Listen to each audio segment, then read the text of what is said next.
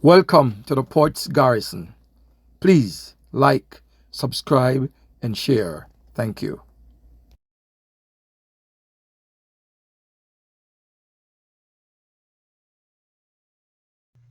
Greetings and welcome to the Port's Garrison. I'm your host, Phil the Port. If you're joining me for the first time, I thank you and I implore you to subscribe to the channel, that is, if you like the content.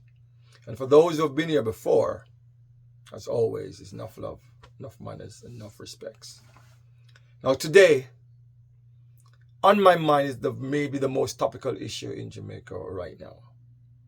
The issue of Prime Minister Holness and the Integrity Commission. Dr. Andrew Michael Holness, Prime Minister of Jamaica, on top of my mind right now. Now, around 10 months ago, I did a video on the Prime Minister's, on his fortunes, and I started the video this way. Take a listen as I remind you of how I started the video 10 months ago. Andrew, your kingdom is falling. I may say, Andrew, your kingdom is falling. At the recent conference of the People's National Party, Senator Damian Crawford said these words, and it's been no doubt in anyone's mind as to who he was pointing fingers at. It was as clear as day that his reference was to Prime Minister Andrew Holness.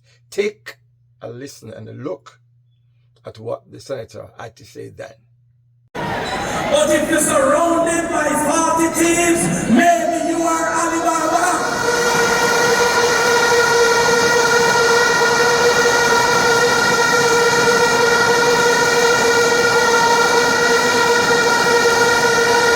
I've been speaking a long time ago about the Prime Minister's declarations to the Integrity Commission. And speaking of why is it an issue and a problem for the country when the head of the stream, the Prime Minister's declaration, can't be verified for 1, 2, 3 years in a row.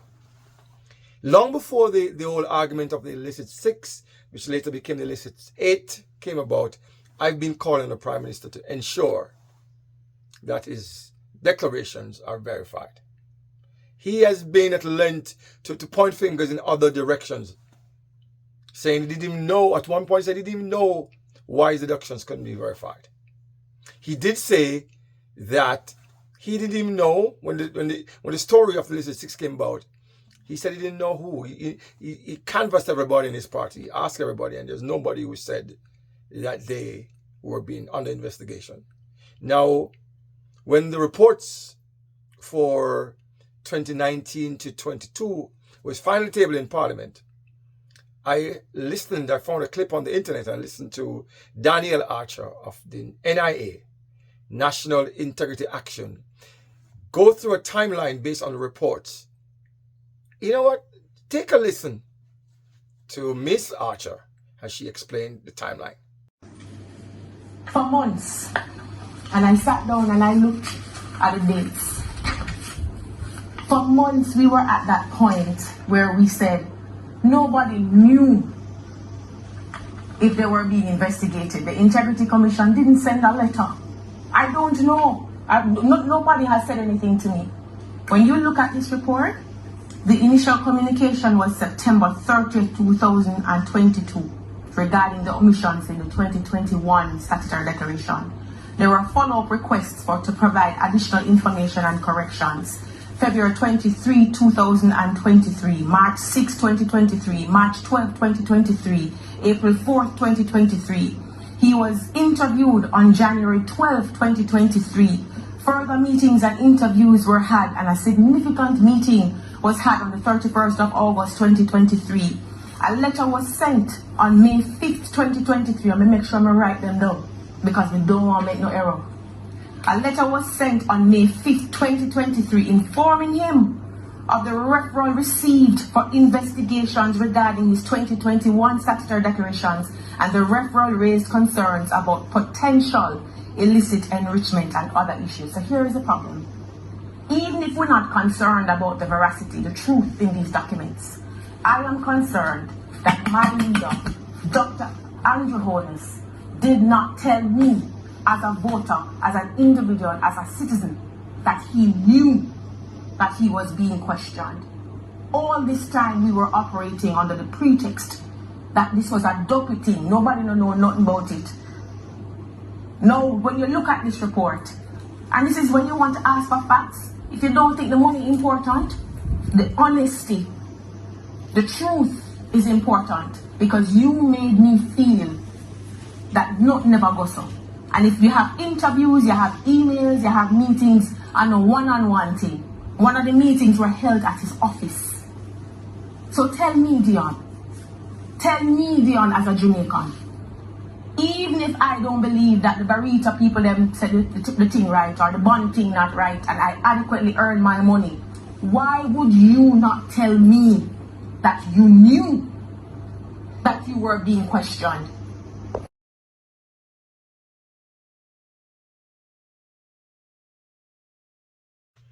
Having heard Ms. Archer go through a timeline, I want to remind you of what is it that the Prime Minister said when he was questioned about the illicit six. So here, take a look at the PM speaking of the illicit six. The issue has become a political weapon, a political tool, trying to score points with the public.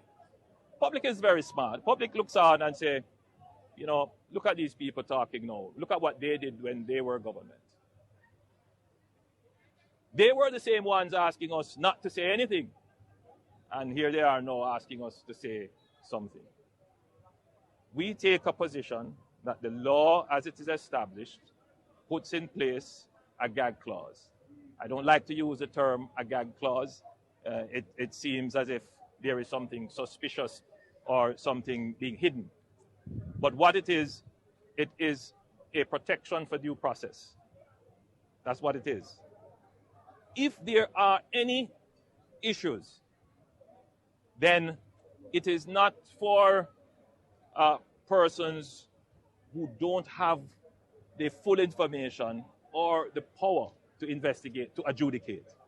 And that is why we have placed the power in an entity, in an authority that has the power and the access to the information to investigate and then report to the public. There is cause for concern or there isn't cause for concern. But this business of trying to try people before an investigation is not the due process of our jurisprudence. And, you know, the question is still going to be asked. Are there members of my party who have been written to for this crime of illicit enrichment? My straight answer is that I have asked as far and as wide. I have gotten that response from everyone. But as far as I have been told, no. People have been written to, as the Integrity Commission does almost daily. But I have not heard of anyone in my political party being written to for this matter of illicit enrichment. What has been done with each person coming out and saying, no, I haven't been written to? Who genuinely can say that they are telling the truth? Really? I could have asked and someone could say, no, I haven't been written to, because they may have not got the letter. The letter may have been sent somewhere and then they will come to me afterwards and say, you know, I didn't get the letter. In other words, this process is just political gimmickry that the opposition is doing. Let's be real.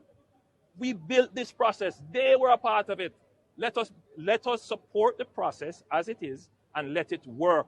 We have put several $1 billion into supporting and developing the Integrity Commission since its establishment. It is working. Everyone agrees there needs to be some refinement. For those people who are lobbying to change the law, I have no challenge with that. Democratic society, please lobby. But let us give context to the debate. The gag clause, as it is being called, is not without its merit. Due process. So at the time when I made a video, 10 months ago when I made a video, or whenever, how long ago it wasn't a separate video, I pointed out, the Prime Minister said there was nobody being investigated in his party. The opposition said there was nobody being investigated on their side. So I concluded that somebody had to be lying, either the Prime Minister or the opposition or the Integrity Commission.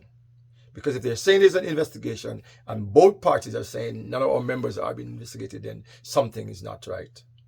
Something is wrong. Now, take a listen and a look to some things I concluded and recorded and published 10 months ago. That those two questions were very pertinent questions.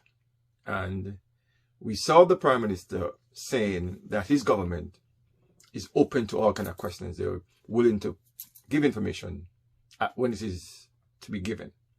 Now, we saw the efforts made to muzzle the journalists, so that was not in keeping with what the Prime Minister said after. And when I looked at it, I looked at how the Prime Minister started his response by basically stuttering first to try and put the politically correct things together. And then basically, to my mind, he filibustered the answers, the period for answer. He fluffed his way through it, talking about his detractors, and we have seen him previously talking about persons in social media and going after these people. Now, Prime Minister, as I've said before, you are the head of the stream. And this is not even a declaration for 1 year. This is 2 years of declaration. So, even if it was time consuming to fulfill the requirements for this the last one, there's a one before that. So you've had 2 years to complete at least one. And there's still issues. Now, I've seen it elsewhere where you have said that you weren't sure what the issues were. Now, I find that hard, very hard to believe. Because if they're writing to you back and forth, you must know what the questions they are asking you. You must know what issues they're having. They need clarification on A, B, C, whatever it is. So you must know that. I see where you're saying that persons who withhold information on criminals should be penalized. You are withholding information from the country, Mr. Prime Minister. And in the other matters, the Parliament somewhat seems to be holding information from the country about the illicit six, but more than that. Now,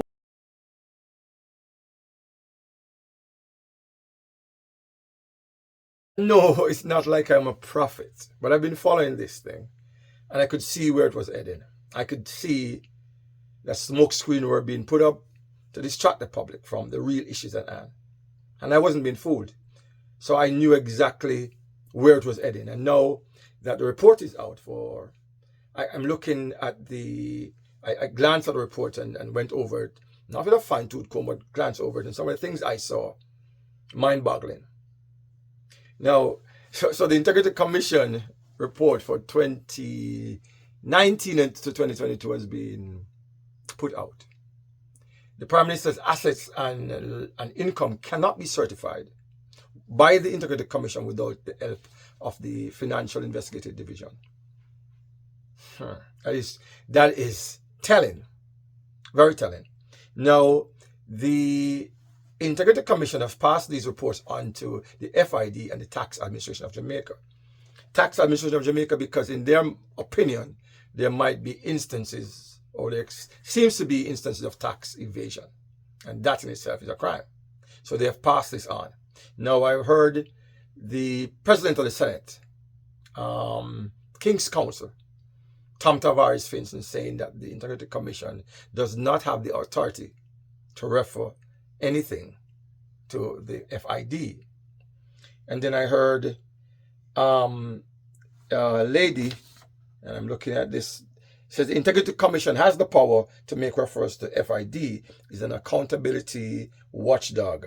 She's the executive director of the Jamaica Accountability Meter Portal. Her name is Miss Calder. And she says the Integrity Commission absolutely has the authority to forward cases to the FID. Now, so when I looked at it, it says there's some companies linked to Prime Minister Holness filed 0 tax returns, yet they had business going on. They gave loans of $20 million, right? And it was concluded that the filing of 0 tax returns for 2021 and 2022 on the part of companies owned or where the Prime Minister was directors of them, in circumstances where the reported income and other business activities in their audited financial statements pose significant tax concerns. So the Prime Minister, head of the stream, as I said before, companies that he is either director or he owns these companies, they had business reported in their audited financial return reports, yet in their tax returns they filed zero. That is scary, right? That is really, really scary. Now, it's another matter that I saw that was really, really stressful for me was, it says that the Prime Minister used charity funds in a charity account to obtain personal assets, and then 4 years after he tried to fix it. It says the Prime Minister acquired a bond in September 2019 at a cost of US $94,000. $61,000 of that, or just over $61,000 of that, was funded by the Prime Minister.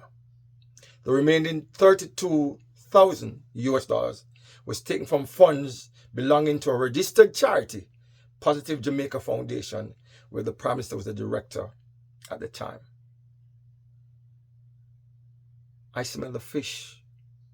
Even though I'm half a tree, I smell the fish up a Poppy market. And I know people are spinning around and defending this and defending that and saying, hey, the IC was unable to determine illicit enrichment after 4 years, and they got a foreign investigative firm and they still couldn't find anything to pin on the Prime Minister, and they wasted taxpayers' money and all of that and all of that. Now, my research showed me that the IC was unable to arrive at a conclusion regarding illicit enrichment, as they did not have access to a schedule of the Prime Minister's personal expenses over the relevant period, and unresolved questions concerning the operations of companies with which the Prime Minister is connected. So, the Prime Minister refused, and this is in the report, the Prime Minister refused to provide information that was required or requested by the Integrity Commission. They refused. And that is why they weren't able to come to a conclusion that he had illicitly enriched himself. So they've passed it over now to the FID, which will force the Prime Minister to hand over this documentation. It is scary. Now, you're the Prime Minister. We all know you already have offshore accounts to evade taxes in Jamaica. You're trying to fix the country in every way, shape, and form. But yet you are the top of the stream. It's muddy. And there's people standing in the defense of lies. They don't want to say, here, open everything and put it out there. Make the chips fall where they may. People are not willing to do that. They're just saying, bad mind. How bad mind come into this? Bad mind and this and that. And Prime Minister Bruce Gordon said that there was a scent of corruption in his cabinet. The person be gone the next day. 19, 20, 21, 22, 23. This is more than a stench of corruption. These allegations need to be dealt with once and for all. As I said, the chips must fall where they may. We can't go around this no more. Time come. Time come indeed, and time is now. You have to lay. And then prayers and this and that and lawsuits, threats of lawsuit, more muzzling. I see the opposition say they don't bring on the lawsuits. They don't care. We've got to get to the bottom of this. I mean, there's people in companies, assigned to public bodies who are your business associates. There's too many things that's a conflict of interest that just don't make no sense. And instead we deal with it front on and face on, we're spinning and spinning and spinning until we're getting giddy. Now, I want to end this video by reading from a part of the conclusion of the IC report.